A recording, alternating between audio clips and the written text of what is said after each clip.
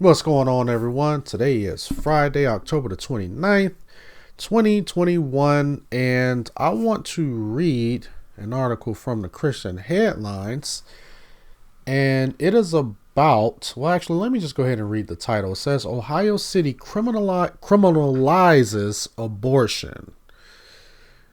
So, we already know this is going to be a pretty interesting topic, and this is going to be a video that ain't going to get monetized. I can tell you that. Yeah, I mean, you say that, you say abortion. Oh yeah, that the algorithm's already going to kick your going to go ahead and kick this video out of the monetized category. But I don't care. We're here for truth anyway. All right, so the article starts off and it says the city of Mason, Ohio recently voted to criminalize abortion. The rule will go into effect next month. According to the Daily Wire, members of Mason's city council voted 4-3 Monday evening to make the city, quote, a sanctuary for the unborn, end quote. While Mason, which is just north of Cincinnati, lacks abortion clinics within its city limits, advocates of the ban say it would prevent any local abortion clinics from being set up in the future. As per the ordinance, anyone who violates the ban could receive a $2,500 fine per abortion and up to a year in prison. Additionally, anyone who, quotes, aids and abets, quote, end quote, an abortion will become, quote, a criminal and a felon, end quote. So, first of all, I just want to say I totally support this, because you're taking a life. I mean, there's just no two ways about it. Abortion is the intentional killing of a human being. You can't get around it. For whatever reason, whatever excuse you got, oh, the mother is too poor, she can't afford a child, or the father left, or she was raped or molested or whatever the case. When there's a life growing inside of a woman and you decide to go in there and kill that life, that is the intentional killing of another human being. Point blank, period. And I think that anybody who goes and does that, there should be a penalty for it. You shouldn't be able to go and just have abortions at will, just because you feel like doing it. I'm totally against it. Let's continue to read. Quote, I'm here to protect life. For me, it's a fundamental issue. If the foundations be destroyed, what do we have left? End quote, said Councilmember Mike Gilb, who is also the vice mayor. Quote, I'm not just here to decide how bright the street lights should be or where the next roundabout goes. Those things are certainly important issues, but they're not as fundamental as protecting life, end quote. Another council member, Diana Nelson, called the ban, quote, unconstitutional. How is it unconstitutional? And I'm pretty sure she's going to explain this in this next one. So let's go ahead and read what you got to say. Quote, America has a legal system in place to create order in our country. We must follow and abide by that system, she said. The Supreme Court has made a ruling on abortion regardless of one's opinion on abortion. Creating local laws that contradict with federal laws is illegal and unconstitutional, end quote. And this is another reason why I don't trust the whole, it's my constitutional right for this and that. Look, listen, the United States, the people in government, I should say, here in the United States, they do things that are unconstitutional all the time. It's nothing but a piece of paper with a bunch of words written on it. They don't care. They really don't. I mean, people have been playing politics with the Constitution for probably for a century now. I wouldn't say that long, but I'll probably say maybe within the last 30 to 40 years at most. Quote, America has a legal system in place to create order in our country. Oh, I'm sorry. We already read that. Opponents of the abortion ban are seeking to launch a referendum which will require around 1,500 signatories. Protests against the ordinance have also taken place in the past few weeks. All they need is 1,500 signatures. Wow. In order to get the referendum, all they need is 1,500 signatures. I mean, they can probably get that overnight. The ordinance was drafted by the Mason City Council in collaboration with Sanctuary Cities for the Unborn, a Texas-based nonprofit. The group has previously helped at least 39 cities in Texas, Nebraska, and Ohio ban abortions. Mason's abortion ban is scheduled to go into effect November 24th. It is the second city in Ohio to ban abortion after the city of Lebanon, which approved a similar ordinance in May. That is the end of this article. Like I said, I believe that this city is doing the right thing by criminalizing abortion. Yeah, I mean that to me it's just cut and dry. There's no reason to kill an unborn child. No reason at all. So I really support what they're doing, but I don't think it's going to last. And I will be surprised if it does. But I don't think that it's going to last. I mean, if all they need is 1,500 signatures to launch a referendum, I mean, they'll get that. You know, that they'll get it unless there are close to that number of people in the city. If it's a very small city, I don't even know what their population is, but if it's in the tens or hundreds of thousands of people, they can easily get that. So that wouldn't be a problem. But I do think that this does shed light on a serious issue that we have in our country concerning abortion. So anyway, I don't usually do this, and since that article was so short, I got another article I'm going to go ahead and pull up as well. And we're going to read this one. And it reads, EEOC vaccine exemption must be based on, quote, sincerely held, end quote, religious beliefs, not politics.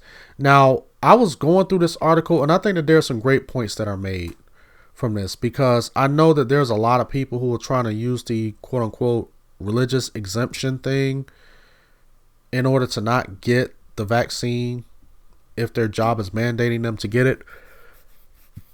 But they're not religious people. You know, they're kind of like the part-time Christian folk, right? You know, they're Christian when it's convenient. In cases like this, oh, I'm a Christian, I can't get it. So there's going to be some things that are outlined in this that I'm going to agree with, you know, because I don't believe that a person should just be able to say, well, I'm a Christian, so don't give me the shot. No, that's not the way that this works. Now, again, I'm not pro-vaccine. I'm not anti-vaccine. Just want to clear that up again. I feel like that it should be a person's choice. I don't think that there should be any mandates. I think that a person should be able to choose if they want to get it or not. And I don't think that somebody should force them to take it for whatever reason, right? The federal agency tasked with enforcing laws against workplace discrimination has updated its guidance on religious exemptions for workplace vaccine mandates, saying in a new document that requests based on, quote, sincerely held beliefs must be accommodated, but that federal law does not protect objections based on political and personal views. And I agree, you know. based on your own political view or whatever your personal view is, I don't think that that should be enough. You know, um, however, just like I said, I'm gonna clear this up again. I'm not pro. I'm not anti vaccine, but at the same time, I don't think that somebody should be forced to take it. And I don't think that, and just to kind of clear up what I just said, I don't believe that a person should use the religious exemption based on their political or personal views.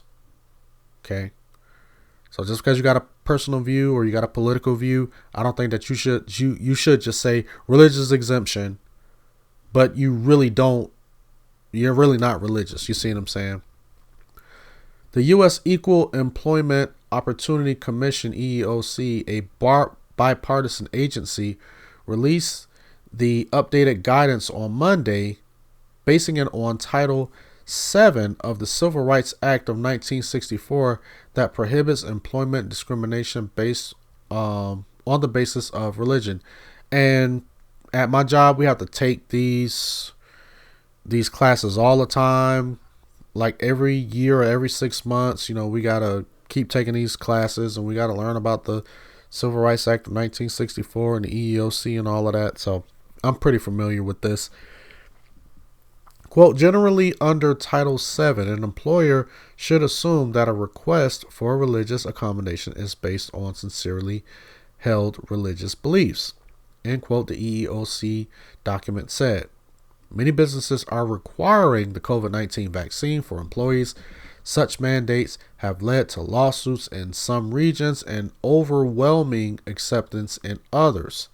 Tyson Foods said this week that 96% of its 120,000 workers are vaccinated.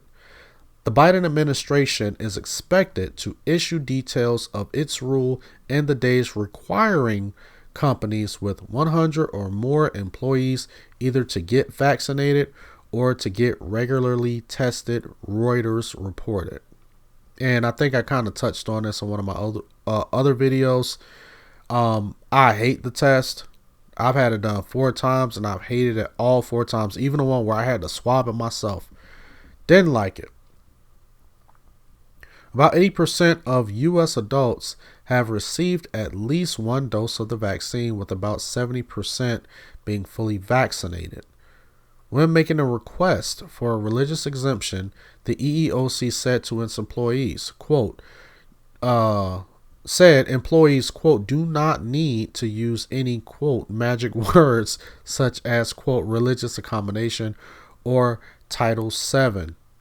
However, they need to notify the employer that there is a conflict between their sincerely held religious beliefs and the employer's COVID-19 vaccination requirement, end quote. And I do agree. But again, I don't agree with the mandate. But I do believe that don't use religious exemption because you think that that's a way for you to scapegoat. If you're living inconsistent to religion. Title VII, quote, does not protect social, political, or economic views or personal preferences, end quote, the EEOC said. And yeah, we learn about that stuff all the time, especially when it comes to like fair housing and all of that, because, I do work in the property management industry, and, we have to go through these things, and we got to know what the EEOC says, what we can do legally, what we can't do. So yeah, like I said, I'm familiar with a lot of this, and like I said, and just like I just read in this particular article, that it does not protect your social, political, or economic views, right, or personal preferences. Quote, thus, objections to COVID-19 vaccination that are based on social, political, or personal preferences or non-religious concerns about the possible effects of the vaccine do not qualify as religious beliefs under Title VII, end quote, the EEOC said. Employers may ask questions of employees under certain circumstances, the EEOC said. For example, if an employer has, quote, an objective basis for questioning either the religious nature or the sincerity of a particular belief, and quote, the employer the employer would be justified in making a limited factual inquiry and seeking additional supporting information, end quote. And I think that is going to be pretty hard to do, because if I'm not mistaken, by doing these classes and taking these courses every year, you're not allowed to ask people in detail about their religious practices. I'm just saying, because I've been taking these courses for maybe about the past, I want to say maybe 6 years or so. And I'm going to tell you like this. They make it pretty clear. And I don't know if it's just pertaining to my industry, but you're not supposed to be poking and probing into people's religious beliefs and and things like that. Just like if a person's sexual status and all of that, you can't be poking and probing, like, whether a person is LGBTQ or if a person is straight or a person is this and that. You kind of got to take it at face value, So this could be dangerous, but at the same time, it's the EEOC, and they're now changing the rules. The EEOC listed 4 factors that could undermine an employee's credibility. Quote, whether the employee has acted in a manner inconsistent with the professed belief. Now, I would like to know exactly what they mean by that. Because when I'm a Christian and I'm at work, how do you know whether or not I'm being consistent with my religious beliefs? Because if I start spreading the gospel at work to everybody that I encounter, they'll fire me for that. So I want to know what, like, here's the thing. How does the EEO determine, for instance, if a person is being a real Christian or not? How are they going to determine that? That's going to be pretty interesting. So I don't know, are they going to have a sound biblical teacher that's going to be able to go through the Bible and say, yep, you know what? Yeah, Alton, he's a Christian. You know what I'm saying? Or are they going to have some Catholic priest come in there and interview me to see if I qualify for this? Because a lot of people think that Catholics are the standard for evangelical Christians. And not all evangelical Christians hold the same practices and beliefs. Like, for instance, I have more of a doctrines of grace view or a reform view of scripture versus somebody who is an Arminian or Presbyterian or something like that. There are certain things that we differ on. So how are they going to determine what is consistent and what isn't? So that's one rabbit hole that they're already going down. All right, so the next one is whether the accommodation sought is a particularly desirable benefit that is likely to be sought for non-religious reasons. Let me see. Whether the accommodation is sought particularly desirable benefit. I don't know. I will have to read that maybe 3 or 4 more times. Anyway, let's go to the next one. Whether the timing of the request renders it suspect, e.g., it follows an earlier request by the employee for the same benefit for secular reasons.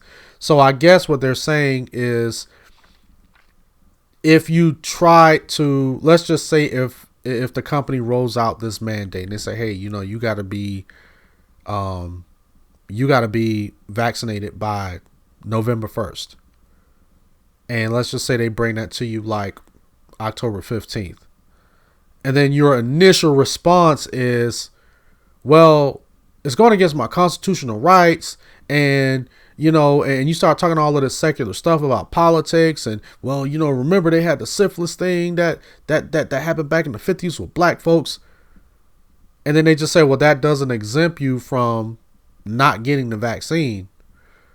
But then you turn around a week before you get ready to have the vaccine. Then you just like, oh, well, I'm going to use my religious exemption. So I guess that's what they're saying, is that if you try to first give a secular reason, but then you turn around and say, well, I'm going to use a religious exemption because I'm more likely to have success with that. Then they're saying that could be suspect, Okay, whether the employer otherwise has reason to believe the accommodation is not sought for religious reasons. Now, again, how are they going to determine that? I don't know if this is just a big word salad, or if this is something that they're just I don't know how they're going to determine that. I really don't, because the EEOC is not a religious based group. It's not. So how are you going to know what a person like me, what my beliefs are? Like what is going to be your standard? Is there going to be one standard, or is there going to be separate standards based on whether a person is Muslim, Buddhist, Hindu, evangelical Christian? You see what I'm saying? So it's a rabbit hole. An inquiry must be balanced, the EEOC warned. Quote, an employer should not assume that an employee is insincere simply because of the employee's practices deviate from the commonly followed tenets of the employee's religion, or because the employee adheres to some common practices but not others. The EEOC said, no one factor or consideration is determinative, and employers should evaluate religious objections on an individual basis. Again, rabbit hole. That's all I'm hearing is rabbit hole. Although prior inconsistent conduct is relevant to the question of sincerity, an individual's beliefs or degree of adherence may change over time, and therefore an employee's newly adopted or inconsistently observed practices may nevertheless be sincerely held, the EEOC said. An employer should not assume that an employee is insincere simply because of some employee's practices deviate from the commonly followed tenets of the employee's religion, or because the employee adheres to some common practices but not others. No one factor or consideration is determinative, and employers should evaluate religious objections on an individual basis. So I don't know why they wrote that twice. It seemed like that they're just basically saying the same old thing. So or unless they are, putting the whole statement there for context.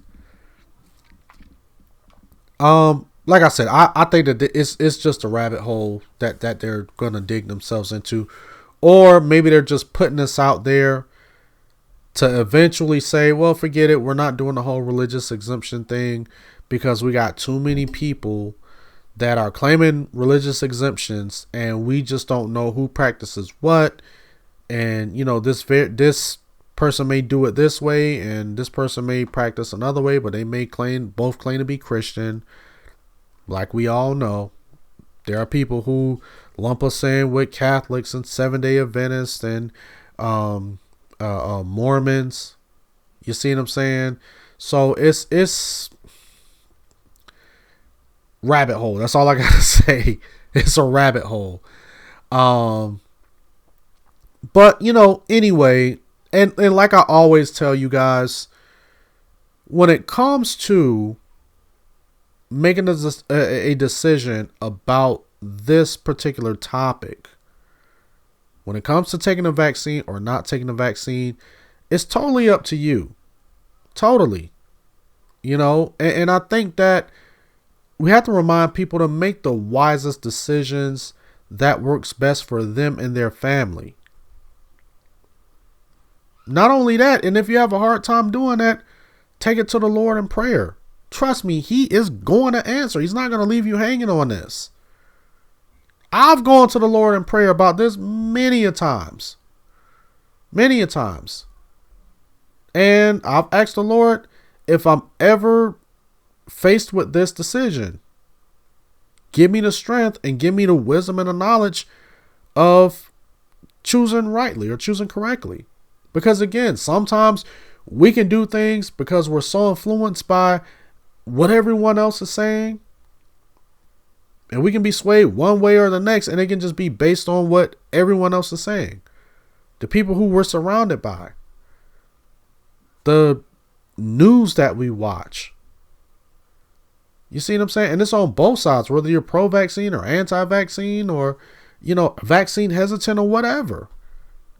We all can be influenced. You know what I'm saying? So just pray, use wisdom, really take this to the Lord in prayer. Don't pray to God with your presupposition like, Lord, I really don't want to take this vax, so give me a sign to let me know that I shouldn't take this vax. Don't do that. Go to the Lord and say, Lord, I want you to lead me and guide me in the right direction. If I have to take this, and if this is the right way to go, then Lord, I just ask that you protect me. Protect me from whatever happens.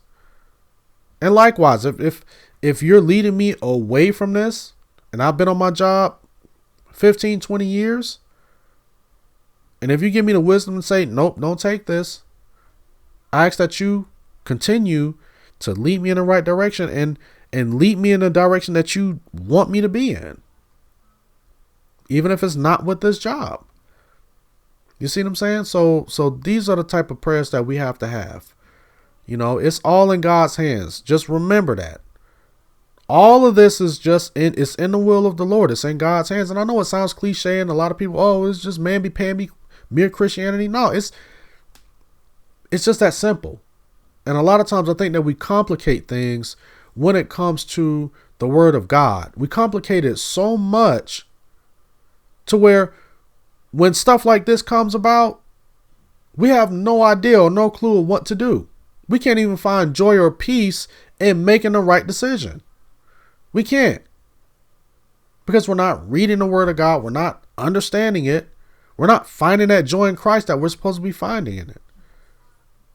So, anyway, let me know what you guys think about this this particular article right here, and the one that I mentioned earlier about the Ohio City criminalizing abortion.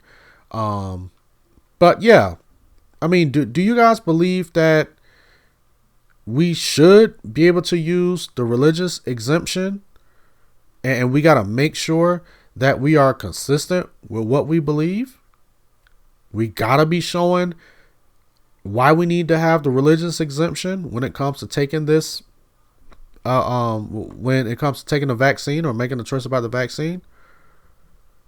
Or do you happen to believe that, yeah, it's something that we can consider, but we also have to bring this to Christ? That's the way we make our decisions. We make our decisions based on what the Lord is leading us to do and how he's leading us to do it. If you're being led to using the religious exemption, then hey, follow the will of the Lord. But me personally, like I said, I think this is a rabbit hole. I really don't see how they're gonna be able to accurately do the things that they said that they were gonna do based on this article. But as always, guys, like this video, rate it, share it, subscribe, hit that notifications bell, and as always, you guys have a blessed day.